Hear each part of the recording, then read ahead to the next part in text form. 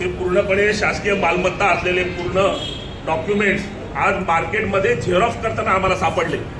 तिथे भारतीय जनता पक्षाचे कार्यकर्ते या सर्व डॉक्युमेंट्सचे झेरॉक्स करत होते। अत्यंत गोपनीय माहिती म्हणून ECIने या दस्तावेजाला जाहीर केलेलं आहे आणि तशा पद्धतीने हे अभियान राबवलं जाते। परंतु जर एक गोपनीय जे दस्तावेज आहे ते जर मार्केटमध्ये झेरॉक्स करताना सापडत असेल तर अशा पद्धतीची जी मोडस ऑपरेंडी आहे ती भारतीय जनता पक्ष संपूर्ण महाराष्ट्रामध्ये राबवतोय। ही जी आमची तक्रार होती आणि हा जो आमचा आरोप होत आहे त्याचे हे पुरावे आहेत आणि त्यासाठी म्हणून आम्ही इथे पोलीस स्टेशनला त्या सर्व गुन्हेगारांना घेऊन आलो होतो ज्यांच्याकडे हे डॉक्युमेंट सापडले।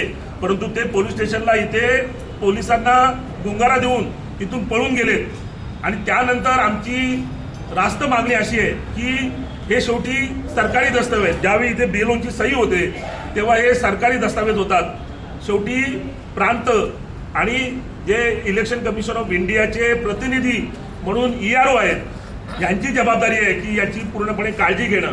तेव्हा आमची मागणी होती की त्यांनी स्वतः येऊन पोलीस स्टेशनमध्ये गुन्हा दाखल करावा आणि अशा पद्धतीने जे याच्यामध्ये दोषी आहेत मग ते चेन ऑफ कस्टडी कोणाची होती हा नंतर तपासाचा भाग आहे। परंतु इथे प्रांतांनी स्वतः येऊन या ठिकाणी गुन्हा दाखल करणं गरजेचं आहे।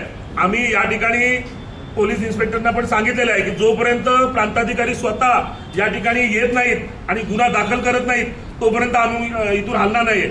आमच्या सर्व वरिष्ठांना देखील आम्ही कळवलेलं आहे। इलेक्शन कमिशन ऑफ इंडियाला देखील त्या पद्धतीने पक्षाचा तक्रार अर्ज देखील जे ऑफिशियली जायचा आहे तो गेलेला आहे। परंतु या ठिकाणी आमची आता तर वेगळी मागणी आहे की आम्ही पहिले भारतीय जनता पक्षाच्या कार्यकर्त्यांनी ज्यांनी हे डॉक्युमेंट्स कुठून मिळवले काय मिळवले हे शेवटी तपासातून निष्पन्न होईल। परंतु आमची आता उलटी तक्रार शासकीय यंत्रणेच्या विरुद्ध आहे की जे या शासकीय दस्तावेजे कस्टोडियन आहेत ज्यांच्याकडे ज्याची जबाबदारी आहे अशा प्रांताधिकाऱ्यांवर पहिले कारवाई व्हायला पाहिजे। त्यांच्यावर शासकीय प्रक्रियेनुसार गुन्हा नोंदवला गेला पाहिजे आणि या निमित्ताने इलेक्शन कमिशन ऑफ इंडिया यांना देखील आम्ही विनंती करतो की सर्वप्रथम इथल्या ERO आणि प्रांताधिकारी यांच्यावर कायदेशीर कारवाई व्हायला पाहिजे।